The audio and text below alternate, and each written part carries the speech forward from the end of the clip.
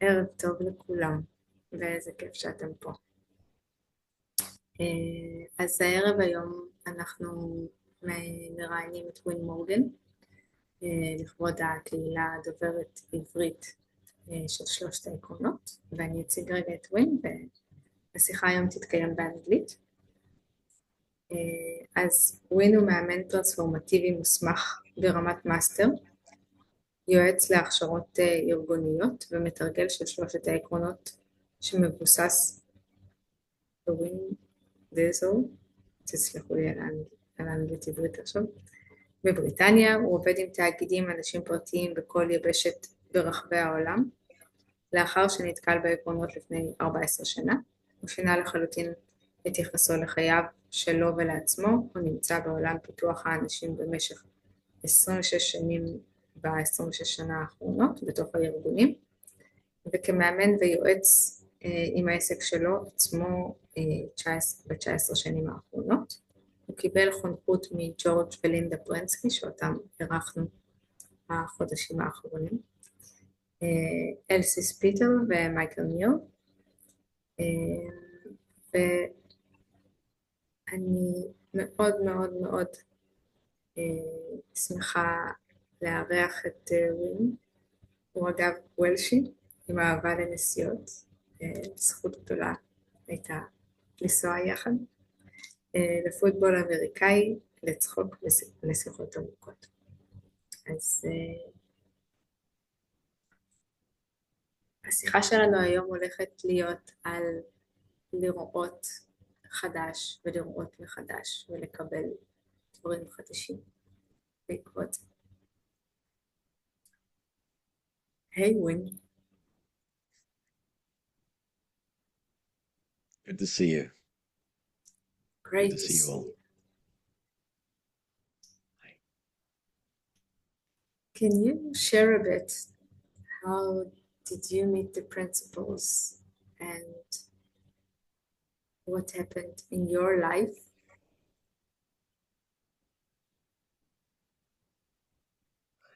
Well, I met the principals by accident. A very lucky, happy accident.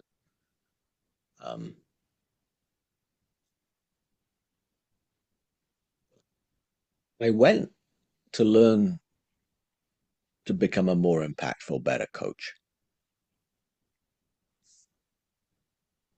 And on that coaching program, I didn't know that the foundation of that was going to be what's called the three principles. I didn't know that.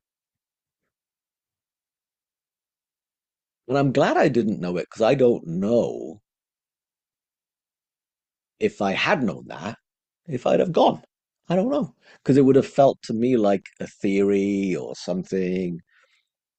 But the reason I decided to go was, and to effectively dedicate a lot of time and a bit of money at the time in 2012, and fly one weekend a month for 6 months from London in the UK to Los Angeles.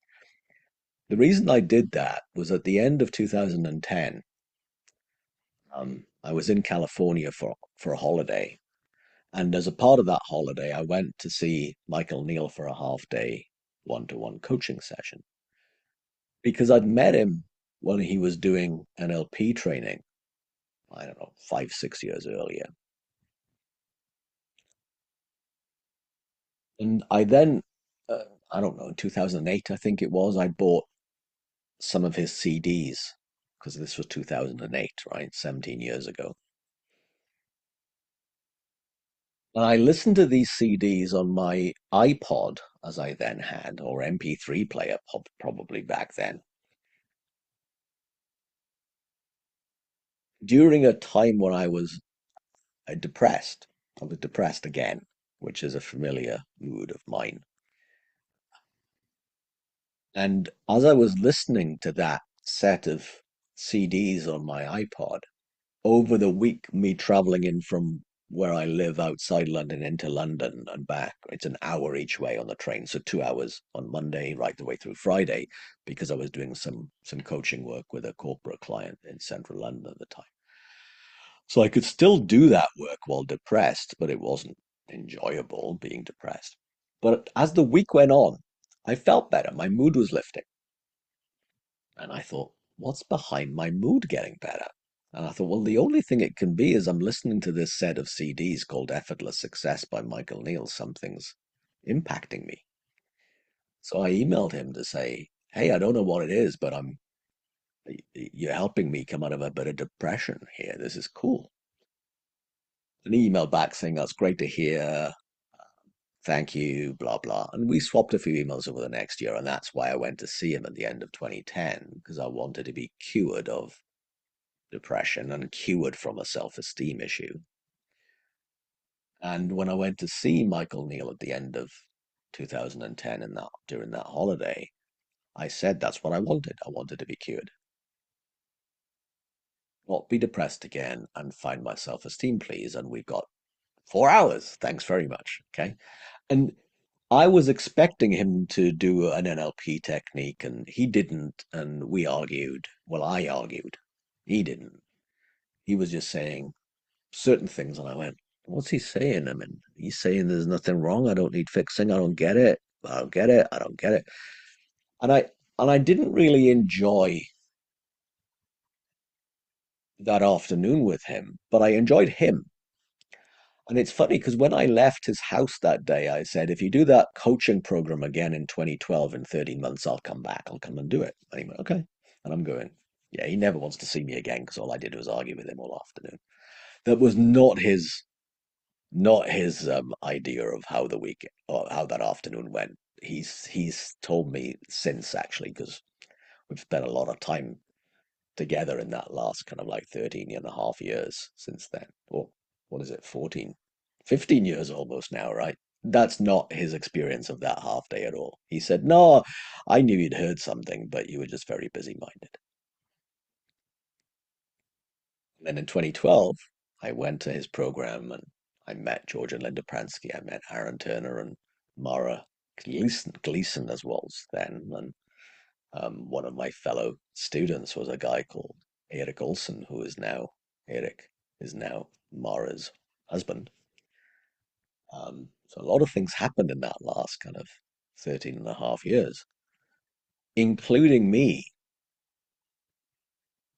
understand a little bit about life and a little bit about what it is to be human that has totally changed my relationship with myself and of life. Because if you'd have asked me back in 2012, would you have been glad that you were born? I'd have said no. I'd have said no. I didn't. I never had the guts, the courage to commit suicide, even though I'd had frequent suicidal thoughts since I can remember. And I mean, since I can remember as a really young kid. Now, in 2025, I can't believe how lucky I am to have been born. I can't believe how lucky I am to have been born as this entity. I mean, nothing in my life's really changed. I've been living in my house where I'm speaking to you from now, this office. The reason I bought this house was because it had an office downstairs. And I've lived in this house for, well, almost 22 years. I'm still in the same skin. The skin is getting a little older. There's an awful lot more white here.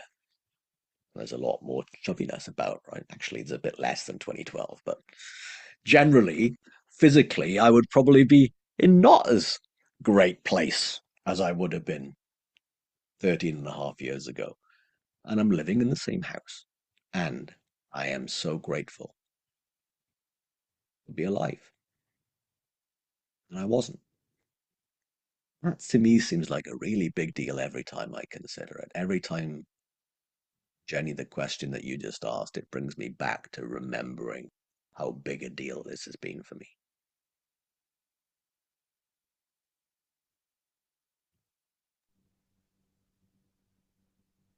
Guys, did you also meet the principles, not asking to meet the principles? If yes, just nod. Was it an accident?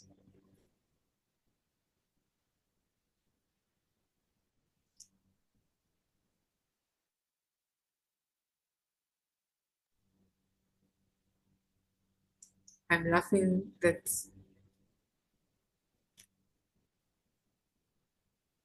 my husband said, Jenny, you cannot open the lecture and say it was an accident. You need to say it, you were looking something and you were searching, or I said, but I didn't. It met me.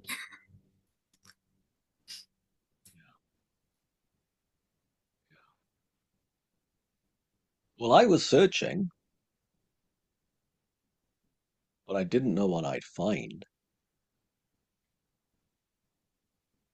I didn't know what I would find would be so big, and I didn't think if I'd have known the format of it, I don't know if I'd have signed up for it. But eventually, when I listened long enough, I thought, wait a minute, there's something in this.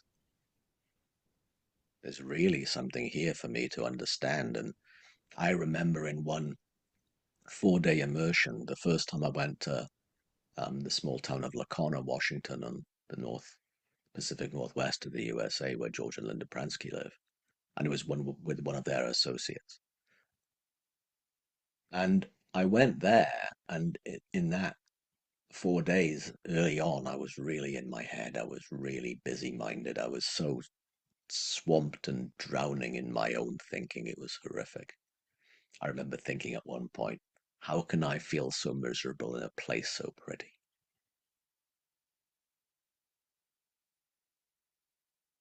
And then the next day, it was told me in no uncertain terms, you can't, it's not on offer for you to never be depressed again, Win. It's not on offer for these feelings to never occur.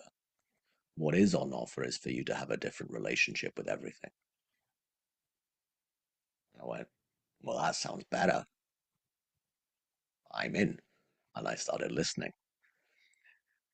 This was in 2013, right? So I'd done that entire coaching program. In fact, I'd finished it the second time round. But my grounding, my understanding was nothing in that first year and a half until probably around this time in 2013. And I would still say that my grounding is nothing a year ago compared to what it is now. I mean it. I mean, I recorded a program, a video-based program last September. I don't want to watch it. Now, I think it's going to be helpful for people, but I don't want to watch it because I'm pretty sure that I'll be a little bit embarrassed because of it's like, wow, is that how you thought things were back then? But what's funny is I don't want my future progress to stop me sharing what I see today.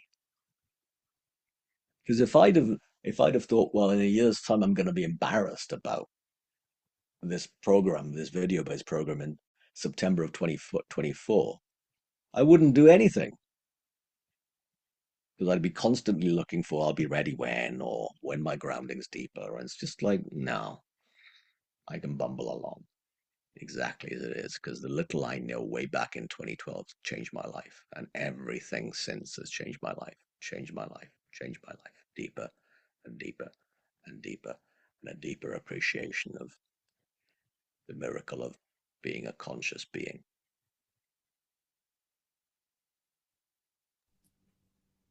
Can you say something what changed for you? Because you were a coach before. Yeah. It's not that you didn't have a technique or tools or, you know, stuff before.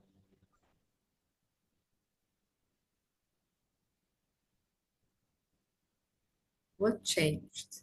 Because there are people here who are on the program of the coaching and they learned some stuff before.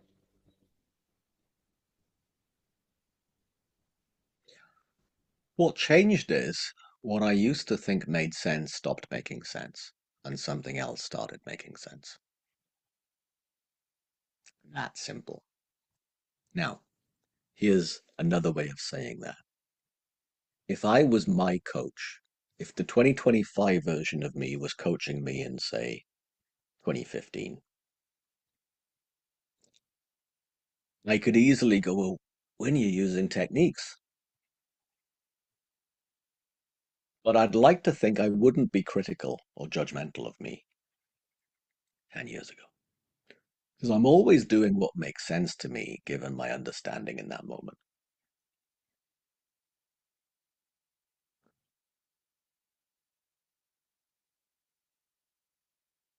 What I know when I was learning, as I keep learning, and I don't think I'm ever going to stop learning.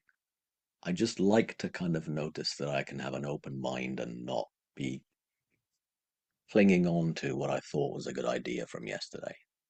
Or another way of saying it, I'd like the present moment to continually offer me ideas, and sometimes that might be a technique. I don't want to be so, I don't know, policing of me in a harsh way like that. Or another way of saying it, we're always going to be, what we decide to do will be always a reflection of our grounding in the moment, our understanding in that moment. And we can't be ahead of ourselves. We're all on a learning curve forever, in my opinion. So, you know, let that be what it'll be. That's what I would tell myself 10 years ago. And I'm glad someone actually did say that to me in no uncertain terms 10 years ago. Yeah. Did that make sense the way I described it?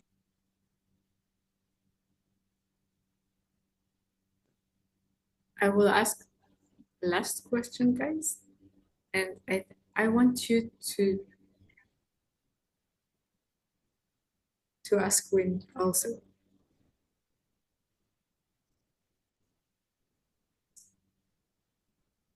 Somebody asked me what changed, and I actually went to a school today, and the principal asked me, "What changed for you?" And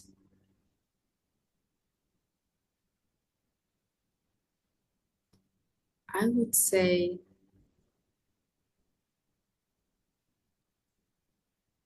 that life became something much more poetic and, and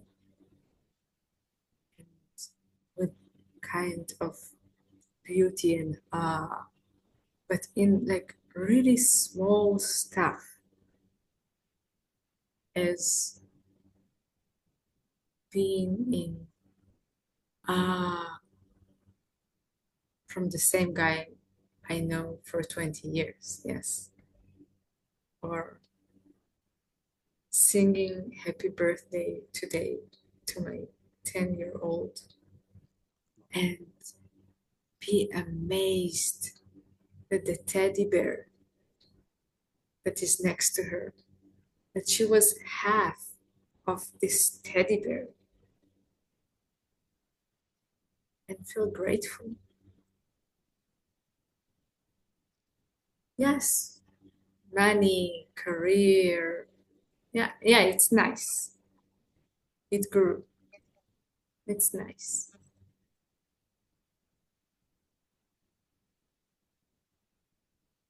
Can you relate to that about about yourself and the principles? Mhm. Yeah, totally. So here's an example. And I'm going back a while now. Again, this is a story from the train from where I live, west of London into London, and it was 1 October. It's at least 10 years ago. And during the autumn here in the UK, the leaves turn brown and they start falling. And it gets darker and a little colder and a bit more wet. So It's an afternoon and I've got a late afternoon meeting in central London. I'm just doing nothing. I'm just looking out the window of the train. And I've got an hour to just do nothing. So my mind's nice and quiet. And I look out the window and I notice the leaves falling. I noticed the leaves falling. And I went, wow, isn't autumn amazing? That was my, I don't know, 43rd October. I'd never seen October so beautiful.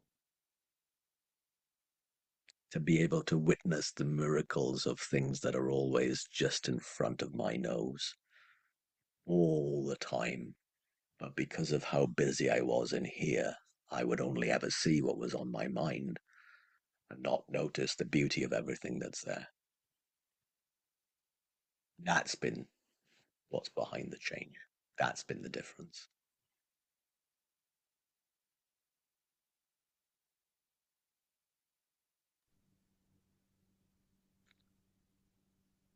And Guys, yesterday, I was marveling yesterday when I was walking into a hotel to meet the client I was with all day yesterday. And it was busy. The hotel was really busy because there was a conference there and a wedding as I was walking through the lobby to where I was going to meet the client. And I kept smiling at everyone. I went, this feels nice. Everyone just looked so lovely. Now, I could make a story up about anyone there and I could get judgmental about them and all this kind of stuff, but I was in such a lovely feeling from inside that everything looked gorgeous and so did everyone else. Just, I didn't stop smiling yesterday.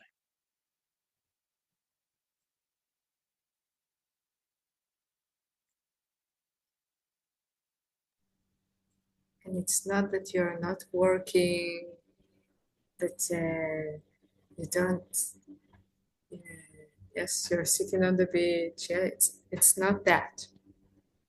No, inside. It's all from within. As I've felt sad or lonely or insecure sitting on a beach, and I've been happy in places where people would think, well, that's not where you'd be happy or content, be okay. Just shows that it's all the internal experience.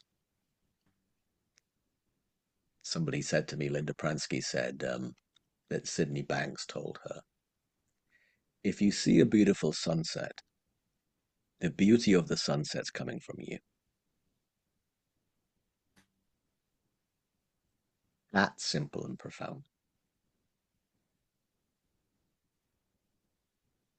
The sunset is, and then what we make of it. Beauty is the beauty of the feeling we're in. I think that's just lovely. No.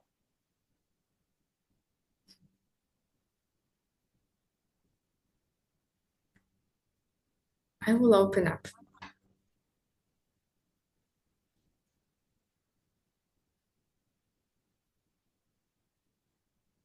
Just that the guys here will know you're working with the corporate world from where, and just that they will know that you're not sitting with the flowers and sunsets all day long. And I want to open up for questions, or what did you hear, or did something make sense or touched you? And if yes, please share.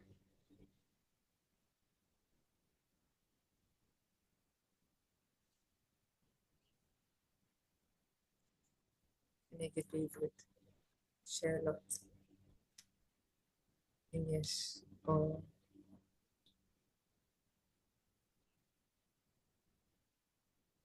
בא לכם לשאול משהו, או אם משהו נגע בכם.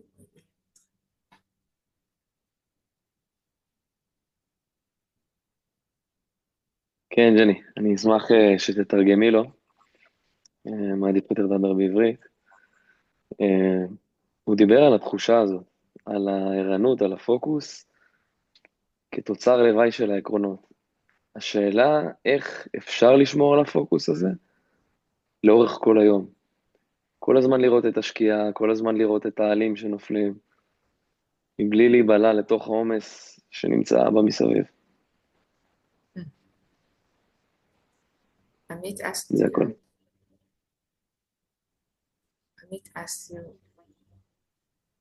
how can you stay, he called it high focus, or yes, to be with the opportunity to see those leaves, or Like I'm having it's difficulty. my, wait, Yeah, now? better. Okay. Thank you.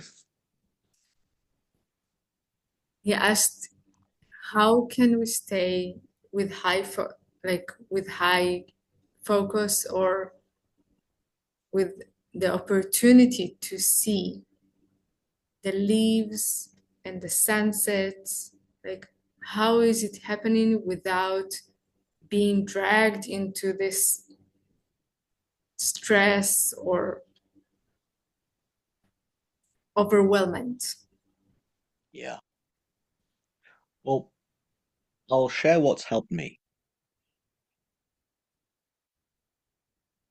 When I understood a little bit about how thought works,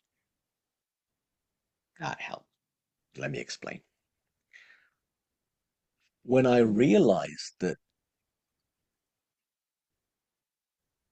thought is transient, it just always is in flow. So I can think about money, and I can think about it. Or I can think about my parents getting old, and I'll think about it. Think about um, the sick pigeon in the garden, and I'll think about it. And I'll think about the weather, and think about. I don't have to think about anything because it's a constant flow. If it's true that it's a constant flow, I don't have to think about any one thought. If I let them go, they'll leave me alone. Until I think about it, they just come and go. That was first thing that I didn't know. Because I thought because a thought kept coming back, it meant something. Oh, this one, I need to think about it. No, it doesn't mean it needs to be thought about. It just means it comes and goes like every other thought. Just flows. Or another way of saying it, every thought is temporary. That was really helpful. Much. The next thing, to realize that thought is also illusory. In other words, I'm making it up. So I will be thinking about a sunset. And in my mind, I can see a sunset. There's no sunset. When the sunset's way over there, but there's walls and trees and I can't see it. And probably clouds as well right now. And I can't see it. And it's probably another 40 minutes before the sun sets, I think. But I can imagine a sunset.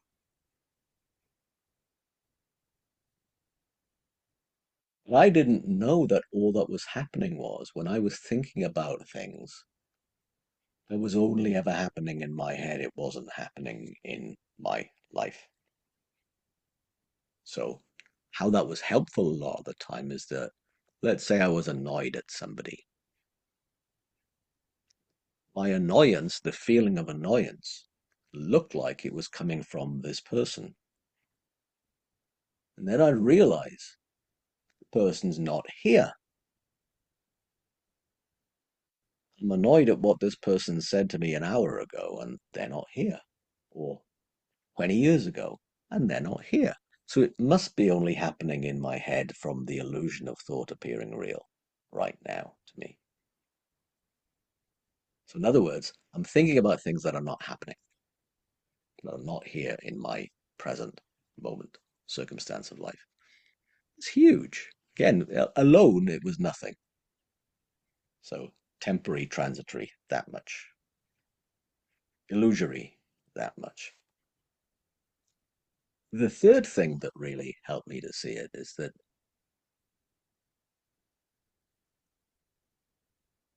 I make meaning up, but in itself, there's nothing there that has meaning until I make meaning up from it. So here's an example.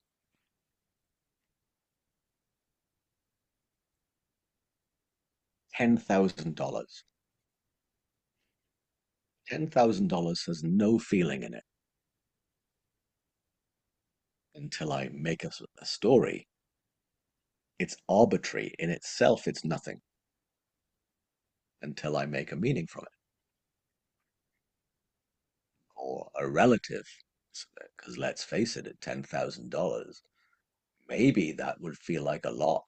Maybe it would feel like a tiny amount. Maybe it would feel like I need $10,000. Maybe it's $10,000.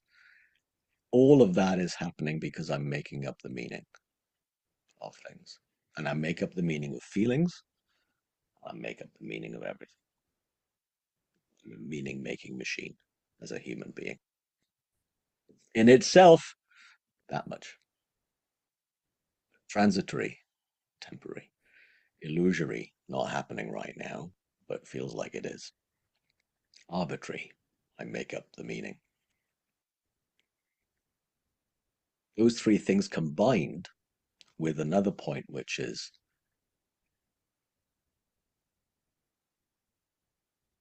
the impersonal, universal nature of the fact of thought, the power of thought as a principle. Everyone is that way. Every human being, 8 billion of us are that way. But me being a human being, I can also take what's impersonal personally. I remember me asking my mother once, what was the weather like when I was born? It was actually really nice. Why did you ask? Oh, that surprises me. Why would it surprise you it was sunny? Because in my mind, because it would always rain no, not always, but I felt it would rain inside me a lot of the time. It must have been raining outside when I was born, because that would explain everything. Or another way of saying it, I can take the weather personally.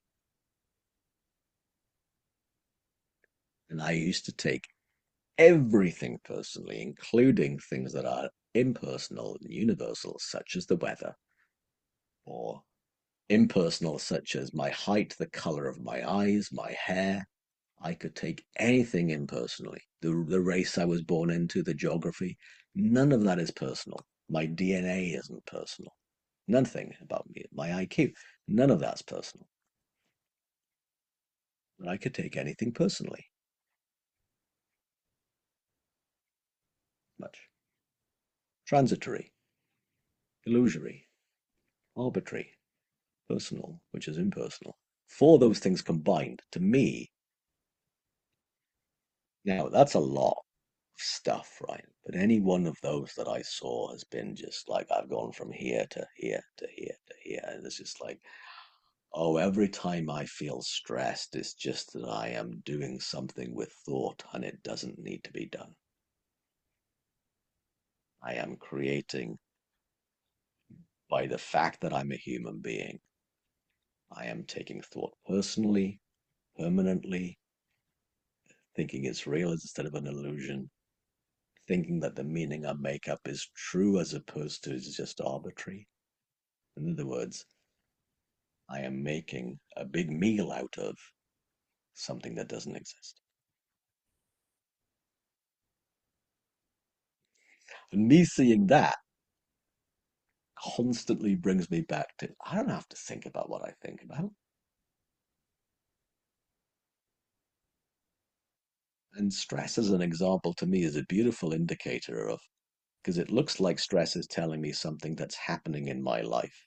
Stress is beautiful. It's telling me what I've made up in my head, what I'm thinking about in my head, the meaning I'm making up in my head, nothing else.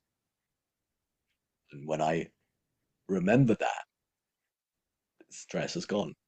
It's just like, oh, there I go again. There I go again. And then I'm back to being present to what is in my life as opposed to the illusory, temporary feeling that I think I need to attend to.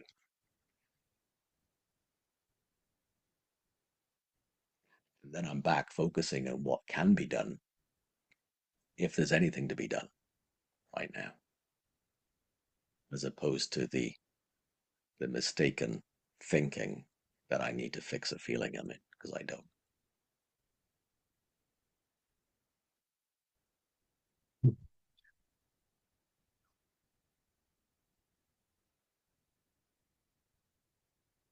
Admit I said a lot, and I said it in English.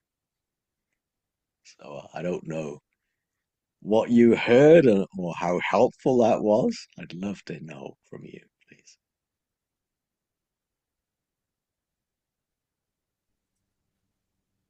האם זה היה זה מאוד אוקיי? עזר. הבנתי הרבה גם. זה הכל. Helpful. We're going to chew it slowly but surely for a year. You know what's really cool that I remember just now in this is that I don't know if you've heard people say this, but the feeling is more important than the words. Or another way of saying it would be, even if you only understood half of the words that I said, but you got a sense of the feeling, you probably got more than if you understood all the words and were thinking about the words. That's cool, right? It's nice. Yeah. So if you got a good feeling from whatever I shared, that was enough. You got the message. Yeah.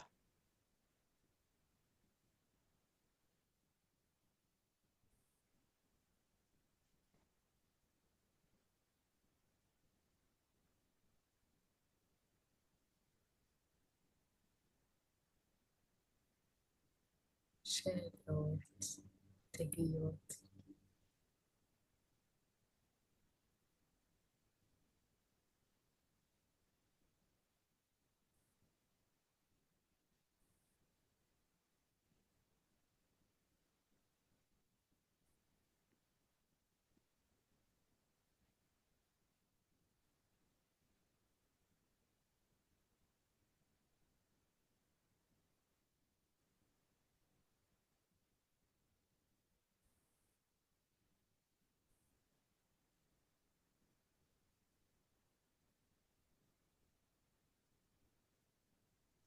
I'll share something else that I found really helpful. And this is still new for me.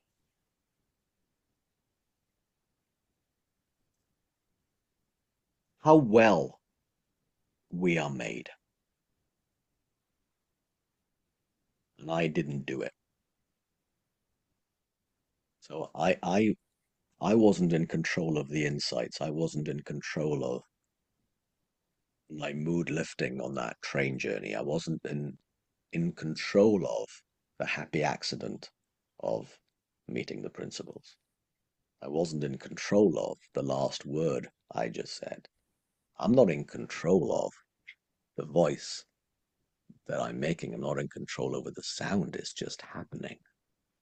I'm not in control over what I'm seeing in front of me. All of that is just happening by the miracle of, I don't know what. I really don't know what, but it's a miracle to be able to be to have the senses, for one thing, the miracle of being able to see without me needing to think about it. The fact that when I look into the light, my pupils get smaller without me doing it. And when I look and it's something that's darker into the shadows, my pupils dilate and get bigger without me doing anything about it. And that's one lovely example. Or the fact that because my eyes are a little bit apart, in my mind I can see depth, things that are in 3D. There's depth perception because in my mind I have space between each eye without me having to think about any of it.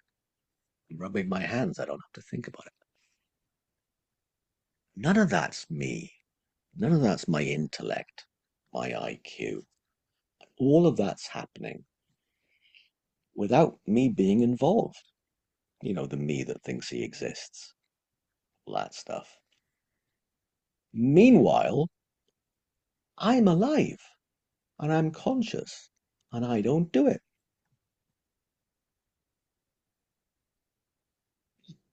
My consciousness isn't doing it. My conscious state isn't doing anything about it. And the reason I find that just so extraordinary is I used to think that my intelligence was my greatest asset. My intelligence is tiny compared with my ability for just my eyes to contract and dilate because of light. I mean, I don't think I could think that to happen. And that's one little thing that is happening my entire life. Why that was such a big deal for me is just like, wait a minute, there's something a bit smarter than me at play here. A lot smarter behind not just every little biological process going on here, but in the entire universe and in every person and in everything. And it's just, wait a minute.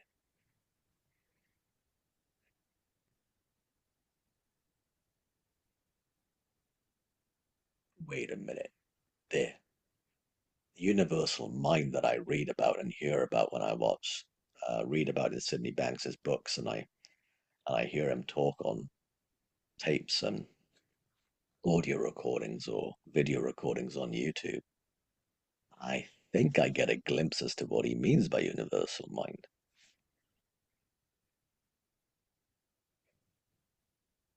Get a glimpse into all the things that happen in spite of my thinking and how amazing everything works.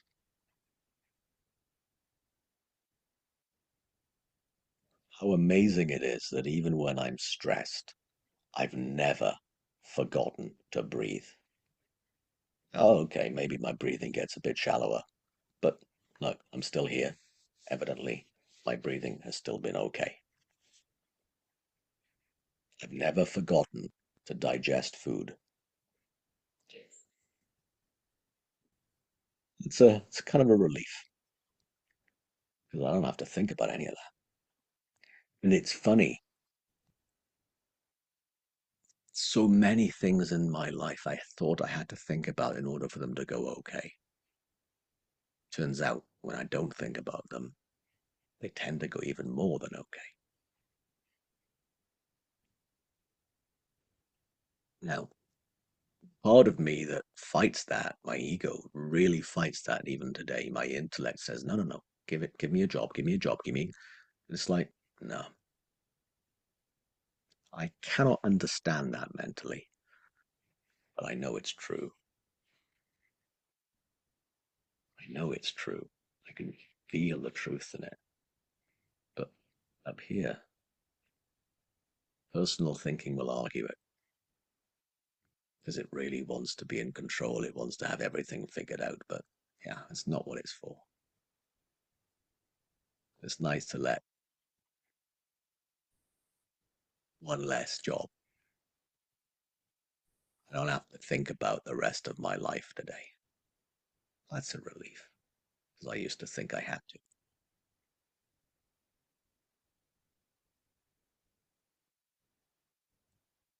I don't. Every single moment since I've been born, things have been taken care of. Every single moment. I don't have to worry about the future. Me, in a minute's time, will realize what to say or what to listen to in a minute's time. I don't have to think about that now. It's 7:52. I don't have to think about 7:53. On September the 18th, I don't have to think about tomorrow. I have to think about your new year. I don't have to think about what will happen in October. I don't have to think about anything beyond here. Now, I might think about, okay, well, I've got to pack a bag tomorrow.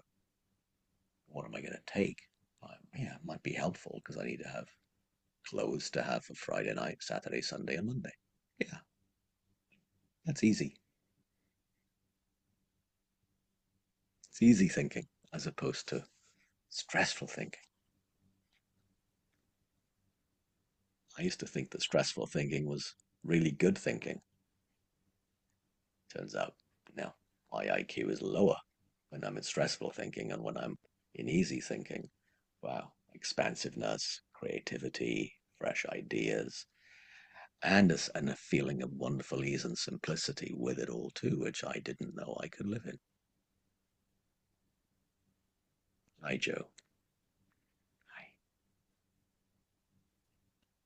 So that came to mind. Sorry, Jenny. It sounds like you're saying if it feels simple, easy, fresh, opened, nice, come closer.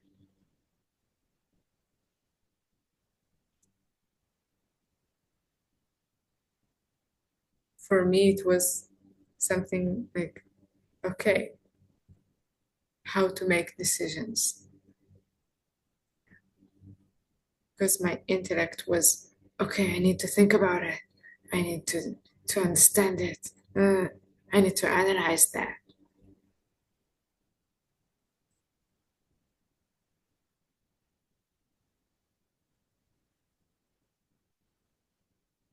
And the feeling is never wrong.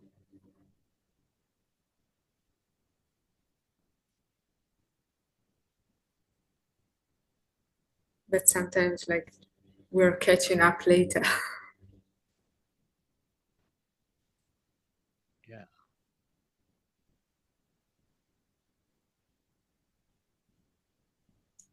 Last question, guys, or insight or sharing. Actually, most of the questions I had been already answered the last 20 minutes. Maybe another one. Last one is, when do you have any indicator to decide where thoughts would be beneficial and when just let them off? You spoke about anxiety or stress, which is one indicator. If you feel stressed, that means that's a limit. Do you have any other indicators which you use to decide when just let things happen, and on other occasions that, give it some attention? Well, I do, but I'm really bad at this. Okay, what I'm going to say next is going to sound like a tip, but I'm not good at this. Better than I used to be, but still not good, right? Going back, something, Jenny, that you just said about sound simple. I think everything is simple. Now, no, I'm going to say that differently. I have a sense that everything is simple. But as a human being, I can turn anything simple into complex. I think everything is light and easy, but I can, as a human being, because of this, I can turn anything light and easy into heavy and hard. So I think anytime I'm getting tight and I'm thinking hard, and it's gone heavy and it feels this. In other words, it's gone from expansion into light, simple, into complex and heavy. I don't think that that is ever serving me. I'm now living in the illusory thinking that it might not be where the best answers come from. Or another way of saying it, if I start to feel a bit bad, it ain't that direction. That's something to let go of. Now, I forget that every 5 minutes while I'm awake. That's how bad I am at that. But still, at some point I'll remember and then I'll laugh. It's like, no, there I go again. Must be simpler than I've made it. How come it looks so complex? Oh, because I've made it up in my mind that it is. How come it's so serious? Because I've just made up that there's something at stake.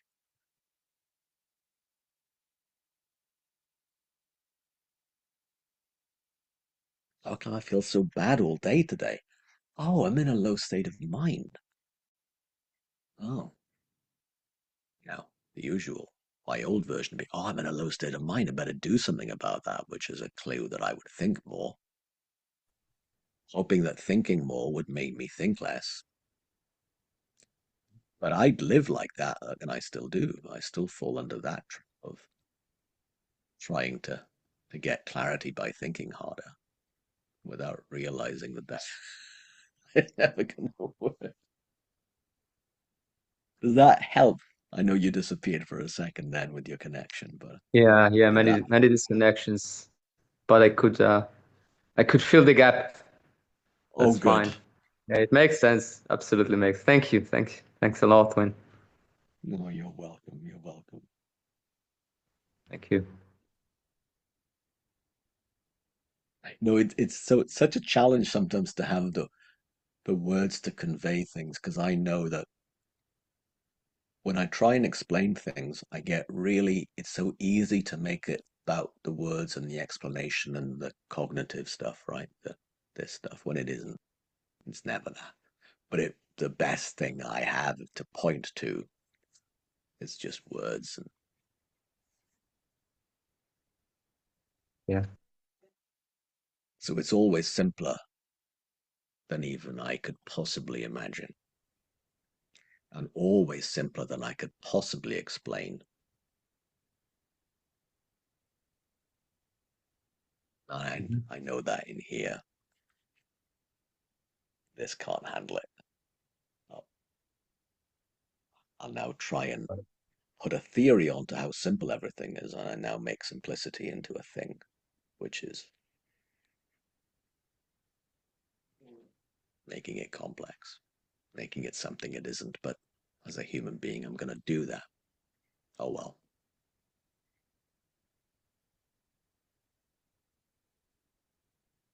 Right. Oh well. Right. Thanks. Thank you, Wen. Thank you, guys. Thank you, Jenny. I just want to apologize for coming in late. I'm going to watch the recording. And Wyn, I love your vague Welsh tones. Thank you. It's still there. My parents grew up in Cardiff. Did they? Yeah. Oh. I went to university in Cardiff. I'm from Swansea originally. I've not lived in Wales since. Oh, it's pushing 30 years. Yeah, I left 30. It was 30 years in 3 months' time. I left. Of course, I still go back regularly, and I speak to my mother every day. But yeah, I'll still be Welsh forever, even if I've lived in England for longer than I lived in Wales. Guys, Thanks. have a great year. Thank you, Wyn. Shana Tova to everybody. May this, Happy New Year to you. yeah, this new mind and this simple understanding bring more life and joy and beauty. Love you.